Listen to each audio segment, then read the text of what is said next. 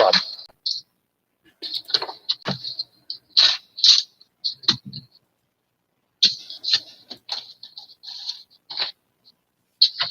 Jump back over to YouTube window because I can get the cheeses up. Okay, we're live. All right, so we are live. So we are holding the Recreation Commission meeting for November 24th, 2020. And our first item of business is consideration of minutes of previous meetings. And Peter, you sent those to us a while back, right? Yeah, I think over the weekend. I'll come over. Let me just see if I can find them.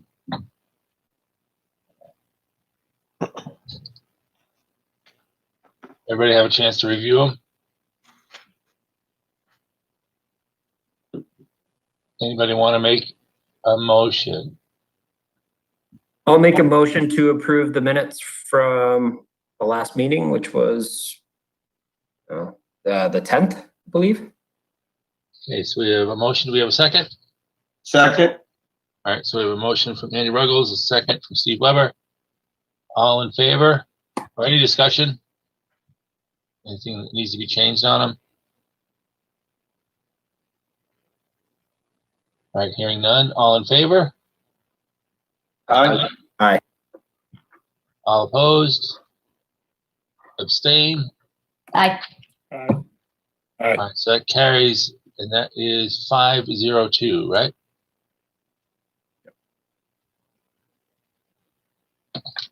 All right. Our next item is public input. I know we have Mr. Spots here, but I believe he's here for, but if you have something you wanted to contribute in the public portion, you are welcome to. All right, are there any other members of the public that want to speak? I don't see anybody else.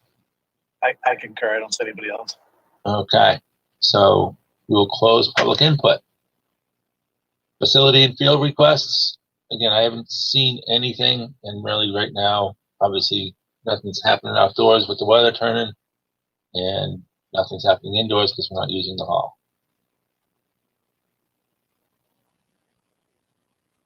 All right, so new business, and I'm just gonna, if everybody's okay, I'm gonna jump out of order here, because I believe Jim is here for Talent Stairs and for Jeff Lane, so might as well move those to the top of the new business list.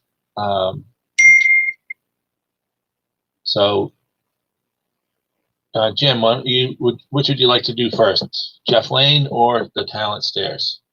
I tell you, I think Steve can get you up to speed on where we stand with Jeff Lane. I don't have anything new. Okay. And right after that, we can go into the stairs. So last night, the Board of Selectmen approved the impact fees for Jeff Lane. So we're good to go financially for that project. There was a Selectman Pinciero made a comment that he would like to see the reclaimed asphalt used on the parking lot, just like it was down at River Access. And the Selectmen said if more funds were needed, they would allocate them. But however, Jim has some concerns about that, so he's going to discuss it with Selectman Pinciero and get back to us all. All right, so Jim, what is your concern with that? Right now, he wants to switch. The plan was to use 6 inches of 2-inch stone base, and then 3 inches of 3/4 inch stone on top of that. Few concerns. The first one is drainage. There's not a lot of runoff in that area. It pretty much settles. So if we use wrap, which doesn't have the permeability that the stone would, all that water is going to drop into the culvert, and it's probably going to stay there. We'd like to try to be able to drain that down into the sand underneath the parking lot. Second issue is wrap's a lot hotter when you have that much area, that many square feet.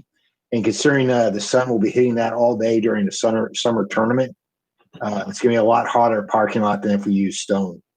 Third thing is the one set of neighbors. They have some specific current concerns about paving the parking lot there. As far as costs go, I think wrap and the stone are about the same cost per cubic yard, about $17. Okay. Yeah, I would concur. I was thinking the drainage myself because that swale's not that big, and if we start Yeah. flooding that thing, now we're going to start eating away at the road on the side, and causing all kinds of issues. Yeah. So I'll talk to Frank and see if I can convince him to use other than wrap. Any other discussion on Jeff Lane? Oh, the playground is done and it looks great. Oh, really? Okay, I'll have to go by and take a look. Yeah, the one of the residents that helped out Jim and the senior finished it up last week, Jim, last weekend. Mm-hmm. It looks fantastic. So if you get an opportunity, take a ride on down and take a look at it. Yeah, I got to get down there and take some pictures too, because Justin's dad, he's down in Florida, is it? But I promised him I'd send him some pictures with updates on the fields. So I'll get those and send those down to him. He'll be excited to see him. So what else is left for Jeff Lane? From From an overall architectural standpoint, vision, after we get the parking lot done and the batting cages, after that, it's more just funds that are going to be created during different drives that could be used, right? What I'm trying to do is are we at the point now where we can almost close out all work that needs to be done at Jeff Lane outside of fundraising? Very close. Yeah, we'll be really close after this. Yeah. I mean, basically all that's left is the irrigation, which is already paid for. Right. After that, and then it's gonna be done. It's upkeep. There may be some stuff here and there, but that baseball will do or whatever. But Other than that, No, portion of it should be. But let's no more not major go funds with- need to be allocated. Yeah. Well, let's not. I don't want to jinx us.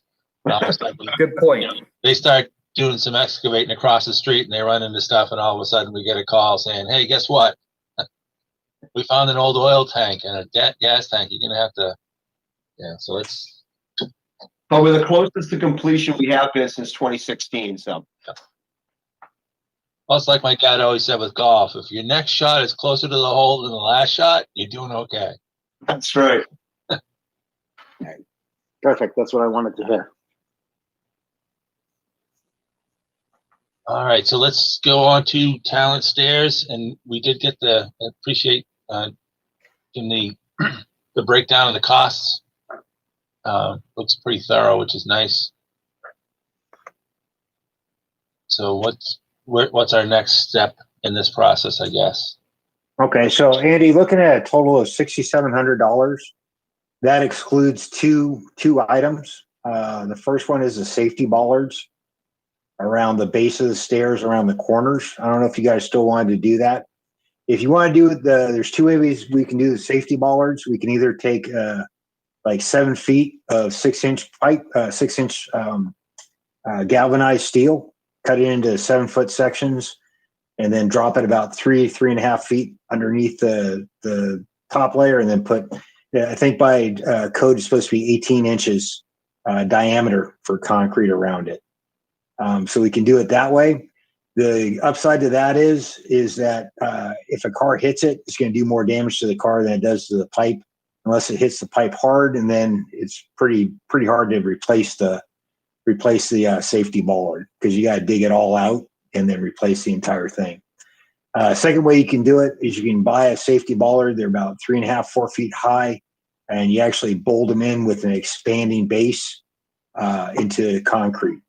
It'd be easier to do that. The upside of that is that if you knock them down, you have to replace them, and they're a lot easier to knock down. They don't do quite as much damage to a car. Looking at doing 6 of them, 3 on each side around the base of the stairs. So we're looking at probably another $800 to include the bollards, some PT, and then the concrete. And that would be for the second option, not for the 6-inch pipe. That would be for either way. It's going to be about $800. So 6-inch pipe, it kind of comes out to be a wash as far as costs go. I'd recommend the second way with the commercial safety bollards. that stick above the concrete. If they get knocked down, we can, they'll be they're going to get knocked down eventually, and we're going to have to replace them eventually. But it'd be a lot easier than digging up something, 3.5 feet underneath the dirt. I mean, basically, if they get hit and knocked down, then really whoever hits them is going to be liable for paying for replacing them, right? If we know who it is. Well, we have video cameras there, so Okay. it's pretty well covered. So Yeah. And the only other cost I left out of this is we're gonna have like a 30-yard dumpster, 30 cubic yard dumpster. So when we do the tear out, we can get rid of all that stuff. I think the town can provide that. So I don't know if we need to include that into the cost. yeah, it would probably. I mean, I know we've had that provided in the past. We do wind up paying for it. It comes out of our budget, but it's a much, much, much better rate than just commercially calling them up and hiring them to do it. Okay. But it's obviously so conservatively, if we say $8,000, we're looking at everything included, right? Yeah, I'd say 7,500 and then 8,000 if you're allotting 500 for the dumpster. Yeah.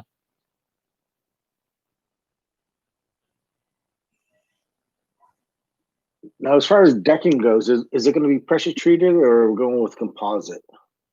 It's all PT. All PT? Yeah, Steve. Yeah, we actually looked at doing a metal version of this. Price got pretty high. Yeah, I'm thinking longevity. The composite would last a little bit longer, it costs more, but it also can get damaged fairly quickly as well. At least on the main decking area, it would be a little more resilient. Mm-hmm. I'm not sure how, because the one thing too is that's a main entrance, especially when basketball is using it. We ask everybody to enter through that way, just to get their shoes off. But it's also salted and sanded quite frequently throughout the winter. So I'm not sure how would the composite hold up with that as opposed to the PT. I mean, the PT doesn't hold up great, but it's easy to replace. Mm-hmm. Well, a lot of PT now has like a 20, 25 year life expectancy, which is a lot longer than pressure treated. And I know the cost of PT is starting to come back down where it should be, but the difference between PT and your first layer of composite, the difference was, 10%. And if you could get 20 years out of something for 10%, to me, it's worth the money. But I think now PT is starting to drop back down to the normal levels at where it was. Yeah, Steve. I've never seen the composite. I mean, unless you're going with like a really cheap composite. Yeah, if you go to like big gyms up in Concord, you're still looking at a couple bucks per linear feet. Right.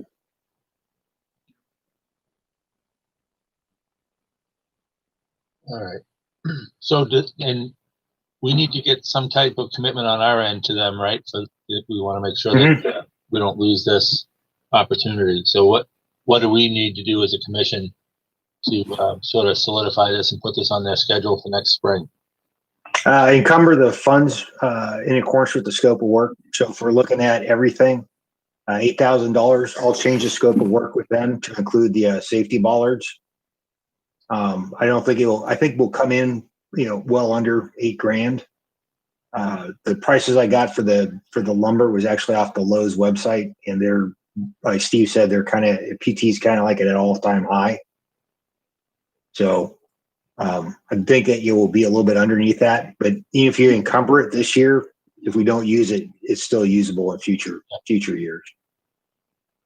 So Steve, with the purchasing policy, we can encumber based off of what we have for this cost now, but when we actually go to purchase, we'll have to get three quotes on the material, correct?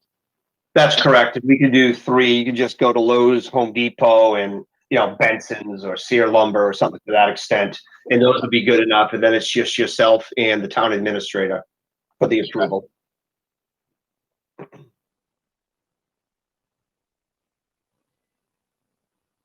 All right, so I guess I'll make a motion to encumber the sum of $8,000 from the 2020 budget to pay for the construction of the stairs, the proposed stair and deck, including ballards and the dumpster, for a total sum of $8,000. I'll second. All right, so a motion and a second. Any discussion? I have a question on the ballards. Would it be worth considering the more permanent ones? In case a plow or something hits it. I can't see a car really knocking one of those over, even the ones that are on the footing. But if a plow hits it, I think that could do some damage to the ones that are sitting above ground. So I don't know if that's something that should be considered. They'll probably do more So- damage to the plow though, too, right? Probably. Yeah, you're gonna really, I mean, it's gonna be a town plow too. Yeah. It's And I probably think as soon as the plow hits the one above ground, they're probably gonna stop as soon as they hear that, you know? Yeah, and that's probably a little bit easier to break away, right? If a plow hits it. Have the old stairs gotten hit before or something? Is that why we need the bollards or?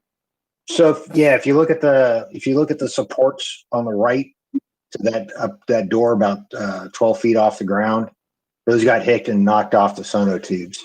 Oh, get out. I didn't know that. Yeah, because that deck and stair system was there long before we had the access road around it.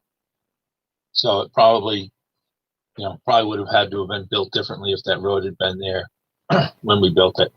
But How often are vehicles back there and what are they doing back there? usually drop off.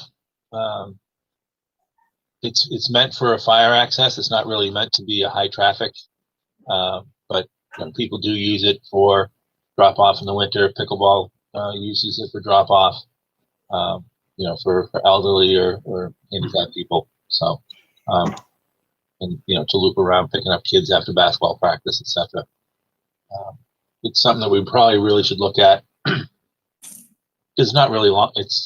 It could be hazardous in the wintertime if people are driving down there and people are walking down it, going to the parking lot. But Is there a security camera back there? there's a security camera on each corner of the building, facing down the side of the building. So you that's see one- who's coming around, but you don't see what happens. Well, you can see if you're looking at the diagram that Steve has up there, right above the left door, there's a camera up there that is pointing to the right. So it basically can see from that corner to the going across the deck to that side. Oh, okay. There's one in the front corner of the building that's pointing back. So it's sort of like every corner pointing almost parallel to the building. So it sort of gives us a 360 view of the building. Yeah. So yeah, I would think that's important back there for liability. I would still be in favor of trying to figure out if we can eliminate those two exterior doors. Something I guess we'd have to talk to the fire department and security and all that kind of stuff. But to me, that stairway is just a hazard, and it's also an invitation for our kids to do dumb things on. I mean, it really hasn't been an issue. Now, So, if we're using it for storage, I don't understand why we need two exits, but that's something we could investigate further on. well, because I think if I remember correctly, because it's a walk-in storage area. If it was like a loft that we were actually accessing from outside and just sort of putting stuff up, that wouldn't be an area. But I mean, technically, we have office supplies and equipment in the other room, so it's not really a storage facility. It is, it houses the security camera, all that good stuff in there as well. I mean, we used to hold our meetings up there.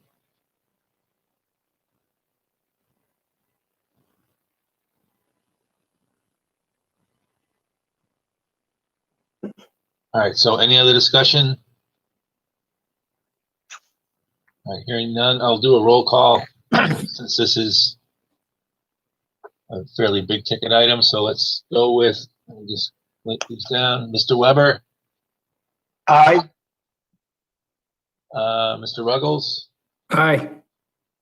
Mr. Burns, Aye. Ms. Gamache, Aye. Mr. Gannon, Aye. and I say aye. Did I miss anybody, right? Peter, aye. Oh, Peter, where are you on my list here? Oh, there you are. Sorry about that, Peter. No I'm worries. just going down the list of participants. All right. So, Jim, if you want to let them know we've encumbered $8,000 for the project, and we'll do our due diligence in probably the winter or the spring, getting that list out to a couple of different vendors for material. But we will make sure that we have the material here and ready to roll when they're ready. Right, yeah. Thanks, everybody. Have a good night. And thank Happy you. Thanksgiving. Thanks, you. Jim. Have a good Thanksgiving.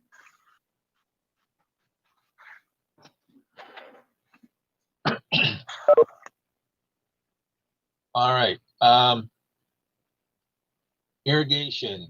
So I'm assuming this is from the email that we got for the quote of replacing the heads down at Dara.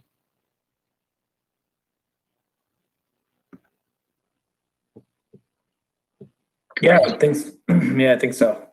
Okay. So I think everybody saw that. I think it was like $3,300 was the estimate for replacing. I didn't quite follow the invoice or the estimate because it had parts and parts. The first part it broke it down that I think it was 75 heads. Let me just see if I can find it.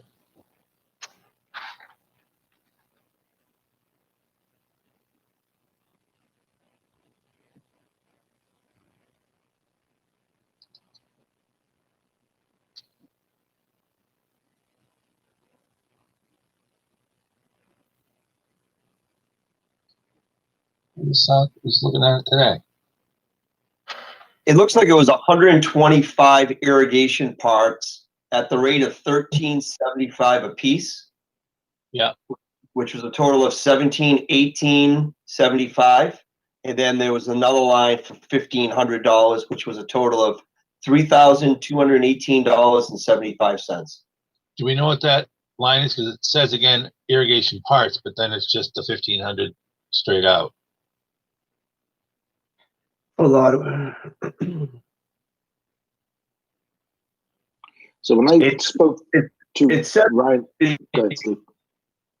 I was just going to say, here, I'll share the email up on the screen. It says for, it's an estimate of replacement rotors.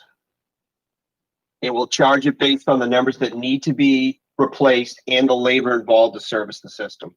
Okay. So that's probably Yeah, later, let me- I would assume. Yeah, so I had a conversation with Ryan, I don't know, a week or two ago about it. And I asked him, what does he think about the irrigation? He says, the whole thing does not need to be replaced. So, but there are a lot of rotors that are just worn out. A lot of them are clogged. So he said, what he's going to do is go through and pretty much touch every one, take it apart, clean it if it could be clean, replace the filters, whatever. I guess it's screens and whatever else is in there. There's a significant number that need to be simply replaced because they're worn out to the point where they don't do the job. And he pretty much, it's going to be an overhaul of the sprinkler heads and the systems, and he's going to clean it up to make sure it's at peak performance for what we have.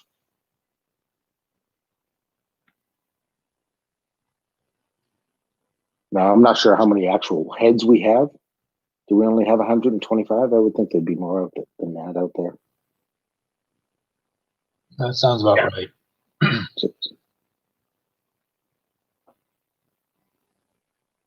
Because they're larger than the regular, residential heads, and not. Yeah. He also said that any head replacements, part replacements, will be at his cost, and there'll be no upcharge for the material. Yep, that's what he wrote here in the email. It's at zero markup.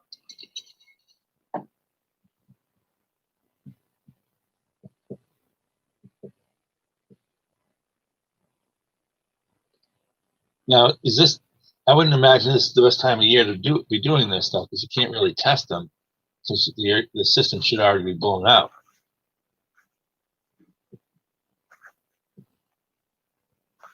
Correct? He did blow them out, but maybe he took note of which ones need to be addressed. I'm not really sure how he'd go about that. Yeah, as Line Harris says, in an effort to provide the best growing conditions possible for the 2021 season, it is our recommendation that these issues are addressed as soon as possible. I mean, they don't really, I mean, obviously they don't really need to be addressed until they're actually activating the system in the spring. Right? True.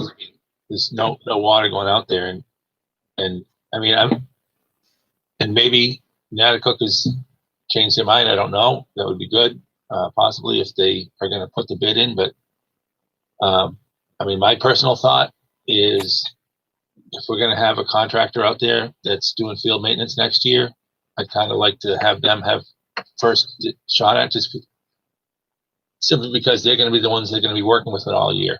And I don't want, I can foresee the issue where we have dead spots in the grass saying, well, it's an irrigation issue because you used the wrong heads, or you did this, or you did that.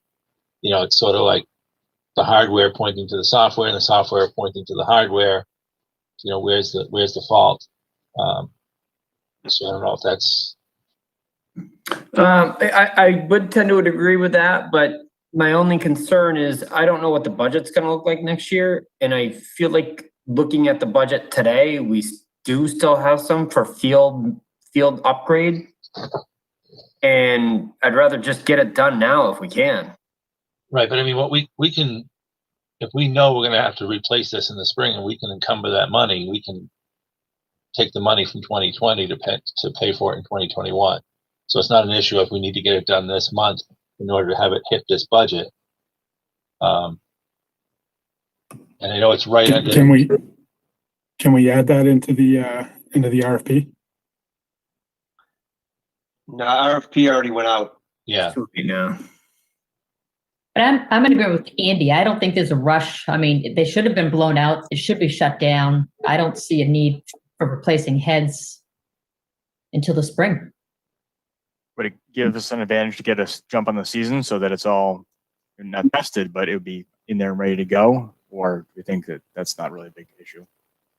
They could replace them pretty quick. Well, I mean, because whether they do them now or they do them in the spring, they're going to have to go through and open up the system anyway and test the heads. And, yep. You put something in there now and all of a sudden it freezes or it breaks or, Yeah, my concern is, will we get this deal next year at this time? Or will it be another $2,000? Yeah, so that was that was going to be my statement. I mean, if we're not going to do it now, I think we should encumber more funds than the 3218. Because who knows if we're going to get the same exact rate. Yeah, I think Natticook's been out there long enough.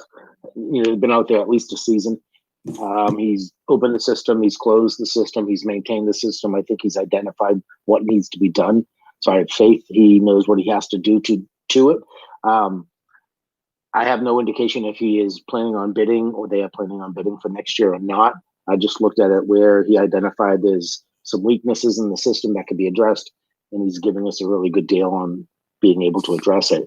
I don't think we'll be able to get a price like this to have this amount of work done next year. Is it possible? So I can't really read this. I guess the email. It says 125 heads. Is that what you guys said? Yeah. I mean, I guess I'd also like to. I mean, is there a way for any of us to examine these heads, or that's a lot of heads that need to be replaced? Well, what's highlighted in blue, I know it's probably tough to read on your screen. It says the number of replacement rotors is an estimate only. We will only charge the town for the rotors we replace and the labor to involved in servicing the system. So he just threw out 125. I mean, we could have 125 that are bad. We could have 30 that are bad. So he's going to do an assessment of them and only charge for the one. So I think what he's trying to do is give us a maximum price here in order to understand what type of dollars we could be looking at.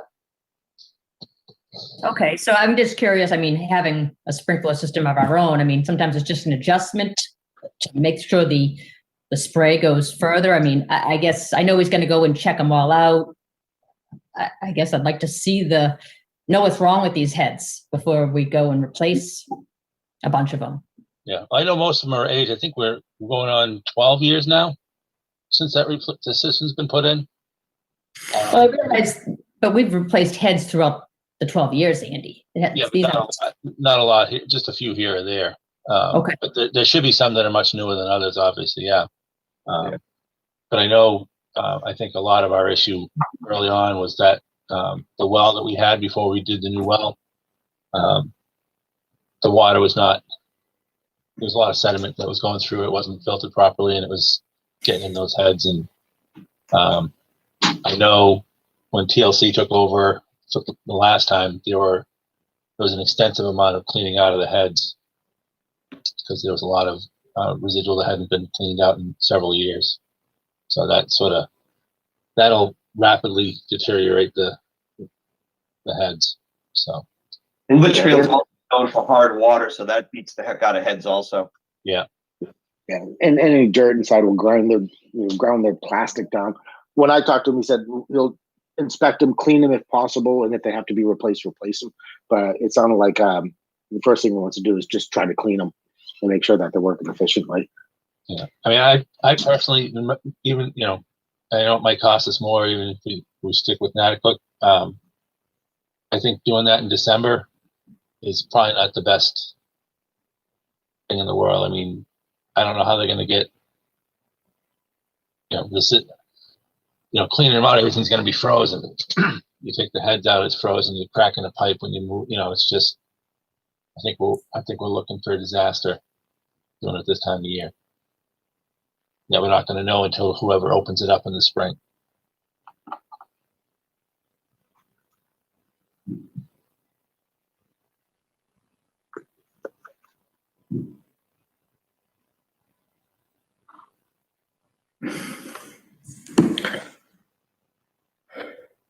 All right, does anybody want to make a motion, or do you want to move on? Yeah, I'll make a motion. I'll make a motion that we accept I guess it would be a bid or quote from Natticook Landscaping for the sum of $32,1875 for maintenance and or replacement of irrigation parts for the Dara Field. I'll second it. All right, so we have a motion from Commissioner Gannon and a second by Commissioner Ruggles. Any discussion?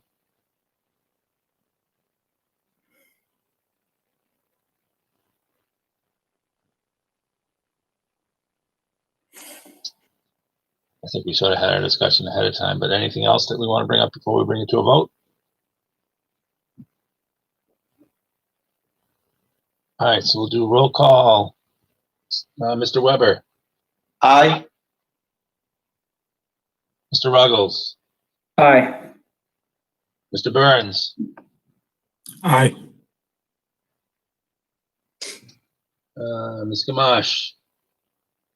I probably should have asked for discussion. Was this and I don't know if I can ask that now. Do I have to vote? And then we discuss again? I just had one question about, I have to vote. Yes, you have to vote. I'm going to say no, but I have a question at the end. Okay. Mr. Gannon, Aye. Peter. Aye. All right, I vote no, but the motion carries 5-0.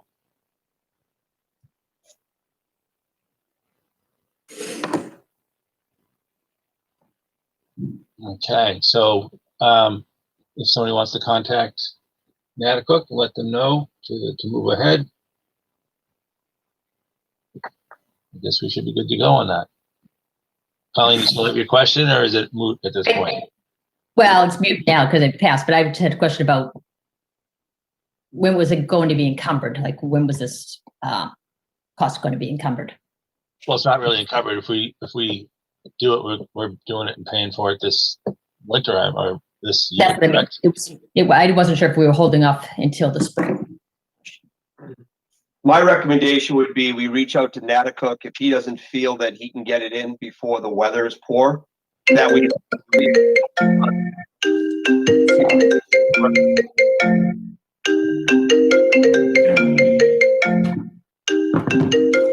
Keep on mute.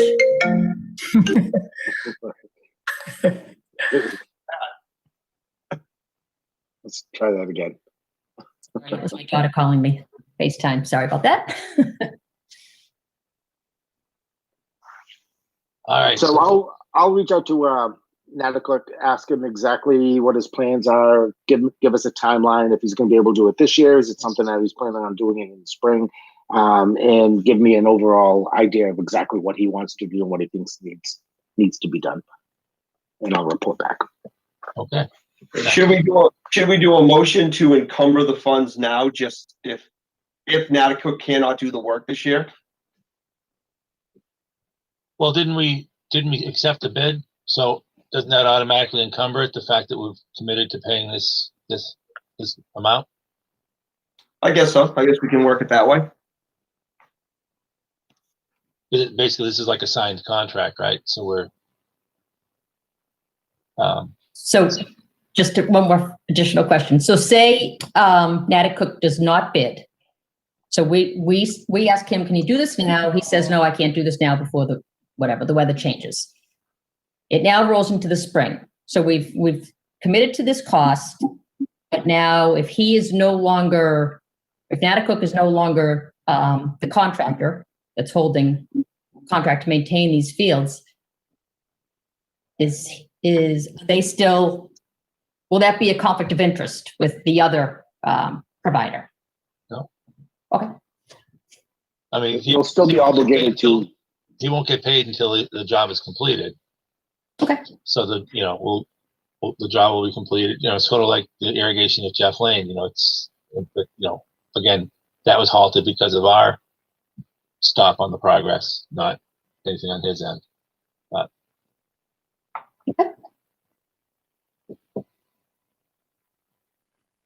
So he will not be paid until the work is completed. So he's not truly obligated to do the work. If he wants to get paid, he has to do the work. right.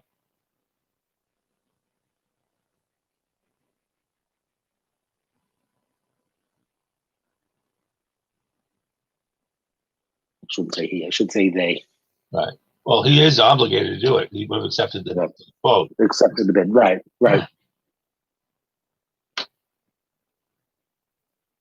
All right. Last item for new business is soil sampling. And Steve, I think this is something you wanted to add. Yeah, I just threw it out there with us having the RFP out there for all the field maintenance.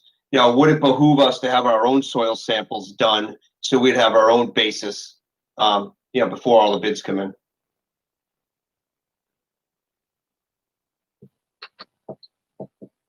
Steve, do you have any idea what it costs? I don't. I know you can go to UMass Lowell, you can go to UMass Amherst, UNH, and then there's the last contractor used that I think is probably the most costly, but they're the most reliable. All the prestigious golf courses uses that one out in Colorado, but I know we can just use UNH if we chose to, and it's a minimal cost. Well, and maybe it might be different next year, but I think you probably find that this year the reason a lot of people are going to the one in Colorado is a lot of the local universities are remote, so they're not doing a lot of this on-campus type thing. So they don't have the grad students and the students there doing this. But I mean, a soil sample is a soil sample. If we want to do one, and I know it's too late for this RFP, but I think probably our best bet going forward after this is make it part of the RFP that the soil sample is part of the bid, but we get actual copies. It's in there. It's in the bid. You're welcome. Yes. If they're doing the soil sample and we get a copy of the soil sample, we should be. Are we going to get something different if we do it ourselves? Well, there's no way to dispute it if, we're physically going out and doing it. You know what I'm saying? Not saying somebody would fabricate it, but they could. I mean, but wouldn't it be an independent lab that they'd be going to? Let's say But in-house. So, it's where the soil is collected could be the issue. oh, You know, they could be collecting it from their backyard and sending it in. We don't know.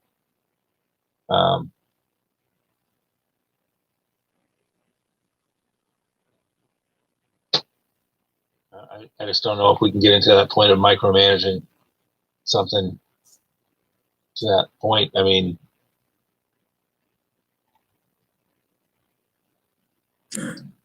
I think at a minimum, we now have it in our contract to provide the soil samples. You know, I think if we see something going downhill, maybe we should go that route. You know, if we feel like we're not getting what we've been promised, or what was bid on. But I'd say I don't think we really have a problem right now that would warrant that. So I'm on the UNH website right now, and just from a monetary standpoint, a standard test is $16. An organic test is $20. Percent of organic matter is $4. pH only is $8. Texture class is $30, and micronutrients is $8. so what if we follow up with whoever gets the bid for next year when they do their soil samples in the spring, get the locations that they did these, and then, you know, let's say they take, I don't know, 6 soil samples from each location, and we spot check 2 or 3 of them. We grab them, we send them, and we don't have to do every single one that they've done. But, you know, if they've done 6 down at Dara, and we go to 1 or 2 spots that they did their soil test in Dara, and we get different results, you know, we could do something of that nature. But I don't think it's, you know, if it's $16 a pop, and we do 5 or 6 of them a year, just as a follow-up, that's not a bad idea.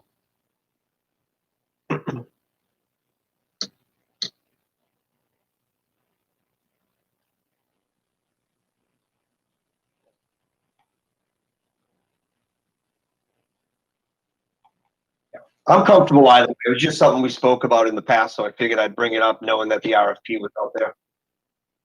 Yeah, it'd be nice to have a baseline on all our fields. It's something that we have control over. I'm not one to believe in blind faith. I don't know. I agree with Andy Ruggles. I think, you know, we're hiring these guys because there's a little bit of a level of trust there. And if we see the conditions starting to go downhill, that's not something that happens rapidly. It takes time for that.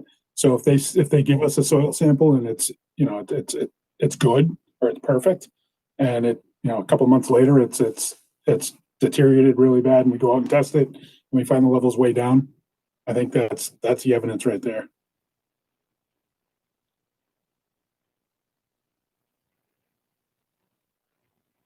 Yeah, I always viewed soil samples at where it's in benefit of the company that's doing the work, so that they know exactly what they have to do to treat the soil, to, you know, the amendments, get it up to where it should be, so they're not throwing, you know, good money after bad money if they're chasing something else. And they, you know, to me, it's just, it makes common sense that they would do soil samples on a regular basis. But I'm not in the business, but I also believe that we should have records of all soil samples for our own personal interest.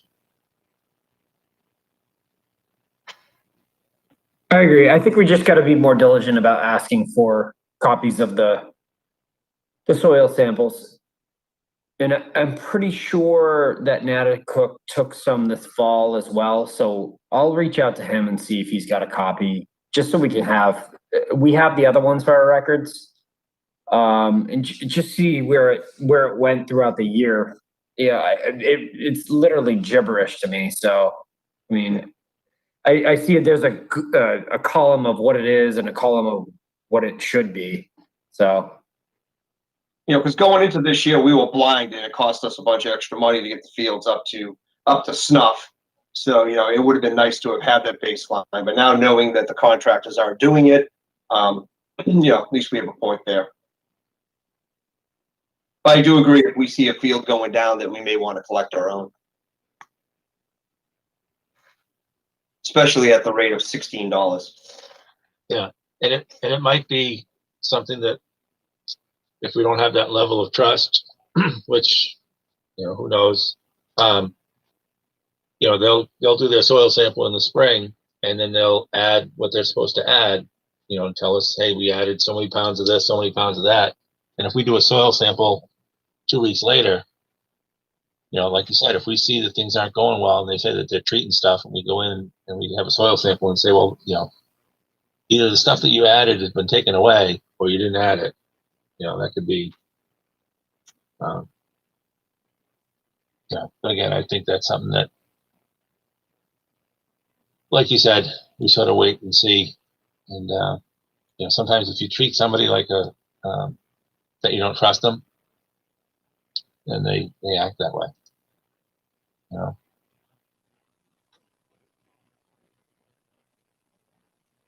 All right. Any other new business?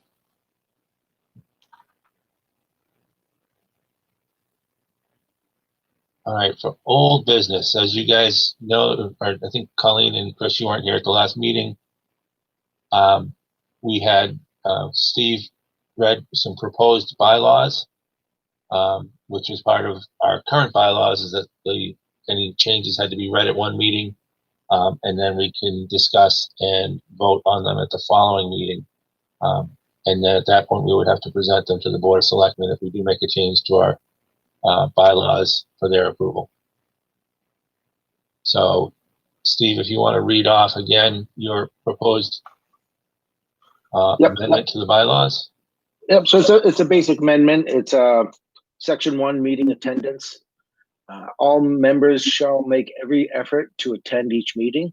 An elected member shall cease to hold office immediately upon missing 4 consecutive scheduled or unannounced meetings of which that member received reasonable notice without being excused by the chair.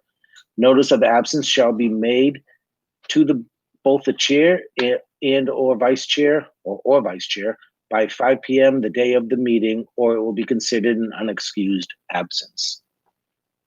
All right. And I would say the one thing in the amendment, you said elected official, elected member? Yes. All right. So we're appointed. We're not elected. Okay. I plagiarized this from the Yeah. budget committees. I changed that to appointed. All right. So I would like to, if we have a motion on this amendment. I move to accept the amendment as drafted with the change that was just made. Okay, we have a motion. Do we have a second? Second. Okay, so we have a motion and a second. Any discussion on the proposed bylaw amendment? Sorry, who was the second? I didn't catch that. Oh, it's Steve Weber. So is this something I'm allowed to vote on if I was absent for the meeting it was brought up at? Yes, it just had to be put out in public so that people, we didn't want to be changing bylaws without people having the opportunity to know that we were looking at changing the bylaws. And you get a check mark next to your name too. For this One demerit. Yeah, I'll just say that I think it's a very reasonable and practical amendment. I think it gives plenty of opportunity for people not to be removed if they don't want to. It allows for excused absences, but allows us to kind of move along the committee for folks that have been stagnant for a while. So I appreciate you drafting it. I mean, and when we put this in, so Mike couldn't make the meeting today, and he emailed us all saying he wasn't going to be able to make the meeting. That would satisfy that condition, correct? Yeah. Okay. Because I mean, that's what, for the most part, we've been doing. If you can't make the meeting, people are just like, hey, I'm not going to be able to make it. Sometimes it happens later than 5 p.m. And again, those circumstances I think need to be looked at individually instead of just saying, sorry, you let us know at 5:01. You have a check mark. Steve, were you a hall monitor in high school by any chance? No. Just curious. Too short, too short.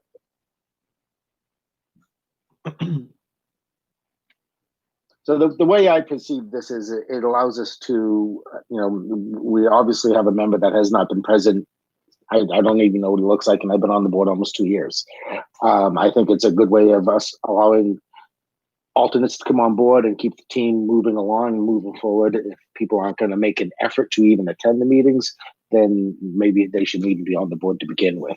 It really comes down just to giving the effort. We know that now we're all remote, so it's different, but we all have a busy schedule. Sometimes you're not going to be able to make the meetings, even if you can't let us know beforehand. As long as we know that you're going to be at a majority of the meeting and you're making an effort, is the way I perceive it. I just find it curious that they're bringing this up right at the beginning of basketball season. Is there a basketball season? There is right now. There is? Yeah, we start on Monday. Well, not fully, but some semblance of something on Monday. That's good. That's good. Yeah. Any other discussion? Hearing none, I'll do a roll call vote. Mr. Weber, Aye. Mr. Ruggles, Aye. Mr. Burns, Aye. Ms. Gamache, I, Mr. Gannon, Aye. Mr. Ames, Aye. and I will vote aye. So that motion carries 7-0-0. So Steve, if you wouldn't mind sending that or putting it into our current copy of the bylaws, and then we just need to send that to Troy and the Board of Selectmen just to let them know that we have voted to amend our and update our bylaws, and we'll just need to get their approval. Once they approve it, then they will become our new official bylaws. So they'll go into effect once they've been approved by the Board of Selectmen. Will do. And thank you for supporting me on this. We'll get them on our docket December 14th. Just looping back for a second, there were soil samples done and the results were received on November 5th, according to the email that was sent to us on the 19th. Sorry, the 18th. All right, our last old business item is the 2020 budget. So I think I don't know if everybody took a look at it. I shared the updated budget numbers, and I started kind of putting together a, if you look at the far right columns, let me see if I can get this up on my screen and I'll share it. Oh, I got it. Steve's ahead of me. Spend all day doing that. Is it big enough, or do you need it bigger? No, that's perfect. So I started putting some encumbrances in there. Again, that's just sort of my mental notes, just so I wouldn't forget for tonight. Obviously, we need to come up with $8,000 for the stairs. Obviously, $5,025 of that can come from building and repairs. Let me see.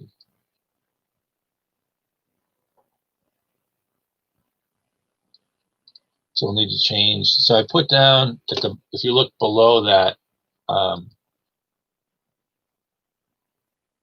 so and I've put encumbered instead of encumbered. So I'll change that to $8,000. So right now, I'm just looking at the list down here, sort of saying, okay, what do we need? Irrigation at Dara. So that 3,300 again, if it gets done this year, it won't need to be encumbered. But if it doesn't get done this year, we'll need to pay it out of 2020 in 2021. We want to have it covered for this year. And then other items that we're looking at, because I know Steve, you had mentioned that we really want to do whatever we can to encumber funds from this year to offset our reduction in budget next year. So I was looking at a couple of different lines. we're obviously going to have to take some from the equipment maintenance. Well, actually, between the building repair and maintenance and the field improvement capital, between those two, we're looking at $9,000. So we can easily encumber the $8,000 for the deck and the stairs, the talent through that. And it really is sort of a hit on both of those because it is a capital purchase.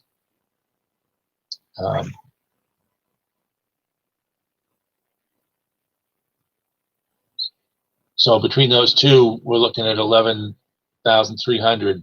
But the other things I was looking at, and it always seems to hit us, propane, electricity. 1 year we're over, 1 year we're under, and it's simply when we get the bills. We get 13 bills in 1 year and 11 bills in another year. I think, and Steve, I don't know if this is the proper way to do it, but I'd sort of like to see us encumber, whatever's left in propane and electricity to roll into the following year, and eventually that'll sort of all even out. So we don't see the fluxes of, 3,400, 4,500, et cetera, back and forth. Yeah, it's definitely a way to do it. I mean, I look at this and it's a bottom line budget anyways. I don't think we need to go through the painstaking of what line we want to take it from. I think we just make a list of what we want to encumber and what is the reason. I think Cameron will go back and she'll take care of it from an accounting standpoint. Okay. So if you look down below, what I was looking at, and I was just trying to think of different things that we've talked about that we need. Mulch for the playgrounds. We never did the mulch for this year. I think we really need to put a good amount at all the playgrounds. Even Jeff Lane will need, because I'm sure after the winter, it's nice and soft and fluffy right now. It's probably going to get packed down with the snow. We'll probably need to dump another 5 or 6 inches of mulch there in the spring. And just, I think if we test it out and get everything up to the proper levels next year, we can then, as long as we stay on top of it every year, budget out, $1,000, whatever it's going to be, to keep maintaining those at the proper level. Propane, I just, my thought is just encumber any balance that we have, just to roll into next year, because chances are we're using propane this year that we're going to be paying for in 2021. And then event supplies for 2021 party. So eventually when this COVID thing is over, I think that, I don't know how you guys feel, we'll sort of put off a lot of events that we normally do. I think that as a recreation commission, I think once things get back to normal and we can do some type of social event, I think we need to brainstorm and do something big down at for the town. It's funny, this weekend my wife and I were commenting, it was like a year ago last weekend that we had the comedy night. So it's crazy. Feels a lot longer than a year ago. Yeah. The other things I was looking at, and I had to get recertified in CPR and first aid this past week. And it dawned on me, we got that AED at Talent, but they are supposed to be serviced every 6 months, and I'm not sure where we stand on that. I'm sure it's at the point where the battery probably needs to be replaced. So I think that's something that we really need to look at, maintaining, and we don't want to have a piece of equipment in there that's there to save somebody's life and have them go in and, hey, battery's dead, sorry. So I don't know. Do we have that through an agency, or where do we get it from? Honestly, I'm not sure. It was through, we worked with the fire chief at the time. So, and I know we've since changed fire chiefs. So I think, I don't recall offhand. But I don't remember. We've had Talent Hall's been closed for 6 months and nobody's contacted us saying, hey, we need to get in there to service the AED. All right, I'll get with the chief and deputy chief tomorrow and find out what the process is for us to go do that. Okay, that'd be great. Is it possible, Steve, that we kind of jump on their routine where maybe when they're doing theirs that they could send them down to Dara to take care of that as well? That was going to be my conversation with them. You know, Yeah. do we do the ones for town hall? Can we get on the same cycles? I'm sure they're doing them for their own town hall. I think there's one down at the highway department. So I think we did strategically put them throughout the town a few years ago. So I'll find all that information and report back to everyone. And the other thing, when we did buy that, our discussion was, and if you can talk to them, Steve, what the other thing I'd like to look at, and this isn't something that's a budget item, but it's something that I'd love to do as a fundraiser next year, and get something that's able to be outdoors at and start probably with Sawmill, because that's pretty much, you know, it's close enough to the fire department, but it's, you know, down there in the field, and maybe at Jeff Lane or maybe at Brickyard. You know, just my thought is, you know, I mean, when you think about it, two spots that it would be ideal, the river access and Innis Field. I mean, we have two great, you know, people that contributed a ton of stuff to the recreation of this town, and both suffered a heart attack, and, you know, this probably would have saved them. So, not that they were at a location, well, one was coaching soccer at the time. So, you know, I don't know, they do have outdoor ones that can be, and they have stations with solar power, et cetera, and they actually work with Verizon, from what I've understood in some of the locations, that as soon as it gets opened, it automatically calls 911. Okay. Which, you know, would kind of be a nice thing to have. You know, think of the number of people that we have at these facilities on a weekend, and it's. I mean, I guess maybe Sawmill might not be the place, but just sort of investigating would be a good idea. Yeah, I'll have the conversation with the fire chief and deputy chief tomorrow when I talk to him. And then the other thing is, I think, you know, I've been trying to get a hold of Kevin. I haven't done a very good job of reaching out to him. But I know he has a couple of ideas on working with a gate system down at Dara to sort of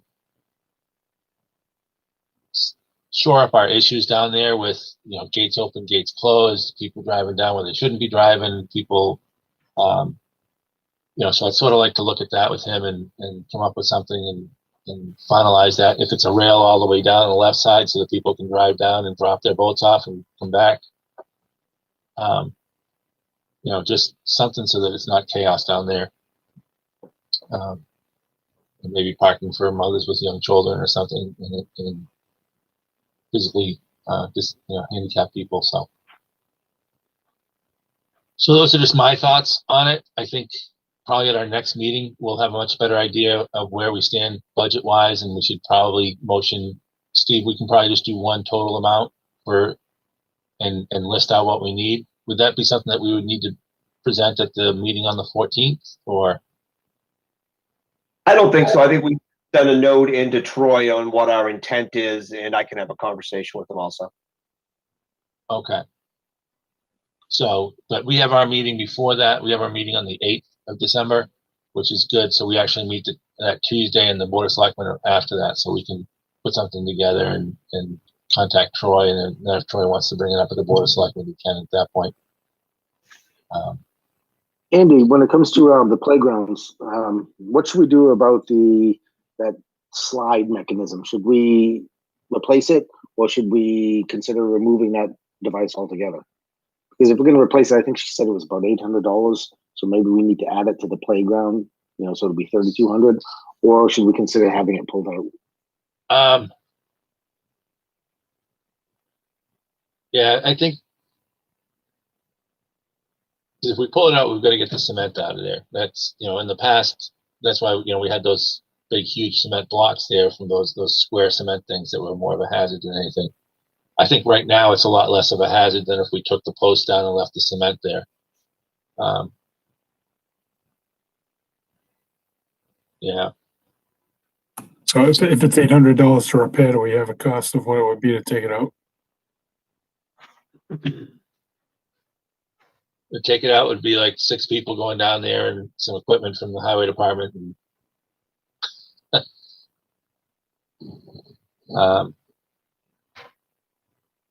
I mean, I don't think, personally, I don't think it's a it's been there for what, 20 years. I don't think we're going to be putting until we want to put something in its place. I wouldn't want to remove it. So then should we consider just fixing it? I mean, as when my son was young, that's one of those items that I didn't want to use because you're always picking him up to do it, and then you'd Yeah. have to run to the other side and catch him, or he'd get stuck in the middle.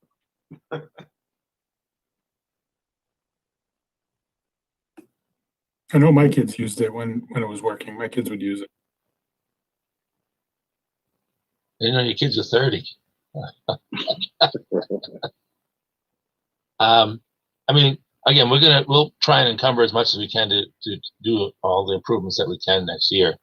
You know, because the other thing is we never got that the handicap accessible swing that we could put, and who knows, maybe those 2 posts so that we could retrofit that and use the footings there for that swing and put it over there or something.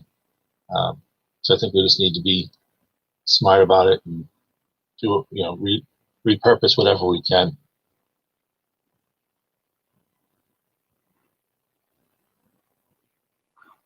So I think this will be, Peter, if you can just put this on our next agenda, we do need to come up with a list of encumbrances for 2020. Will do. So just start thinking about them. The other thing I was thinking, Steve, with and I sort of joked when I said event supplies for the 2021 party, but what is it going to cost us to do the fishing derby next year? What is it going to cost us? And Peter, talk to the Christmas and Litchfield people. If there's something, maybe there's a big ticket item that we can get for them for next year. Maybe there's, something that can be used annually. I know they've been looking to get a tree, like a more permanent solution for a tree. Yeah, and I thought, we talked about getting a really nice, something that we can plant out in front of Talent in that area, and that would kind of be nice. And then just, it would grow over the years, take care of it, and then just decorate it so it's an actual real tree. That'd kind of be nice. Yeah, next year, if we were allowed to do all this again, we're probably not going to want to have it in the middle of the field at Dara, so we might have to reconsider someplace else. If we're invested all this time and energy and money into the field at Dara Pond, I don't think we're going to want to have thousands of people running across it. And last year they were plowing it with a heavy tractor.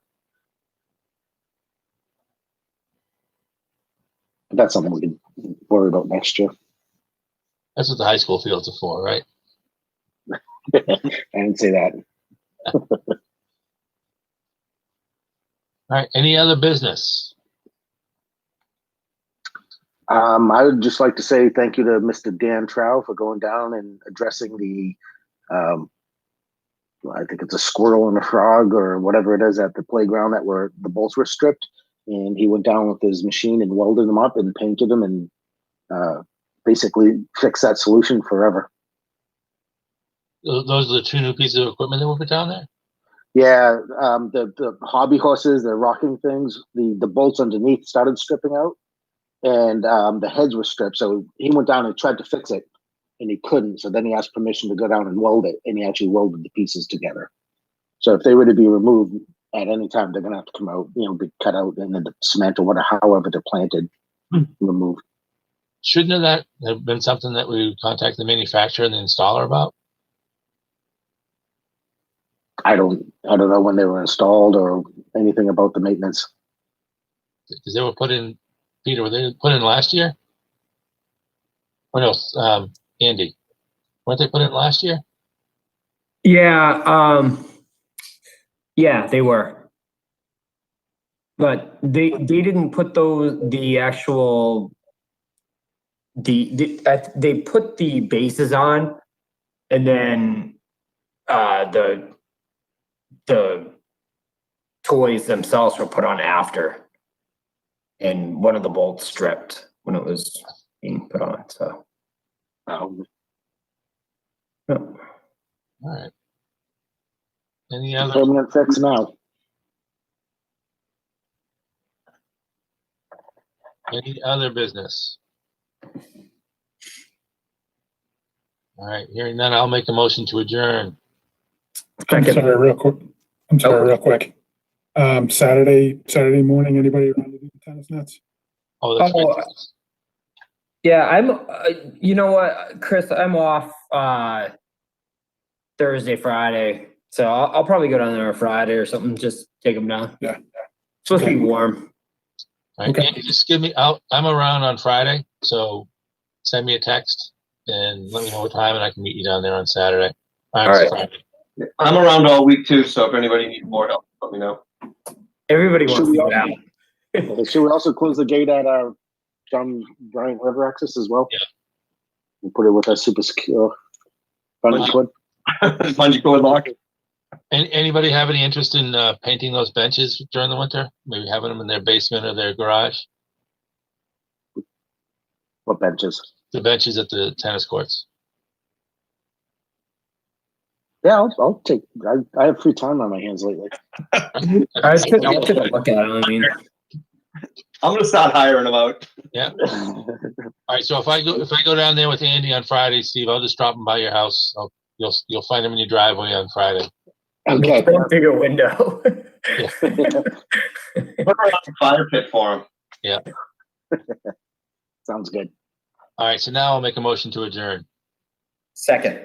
All right, we have a motion and a second. All in favor? Aye. Aye. Opposed? Aye. Abstain. All right, motion carries 7-0-0. We are adjourned. Thank you guys and ladies. Thanks, Andy. Have a good night, everybody. Everyone, Thanksgiving. Thanksgiving. Happy Thanksgiving. be well.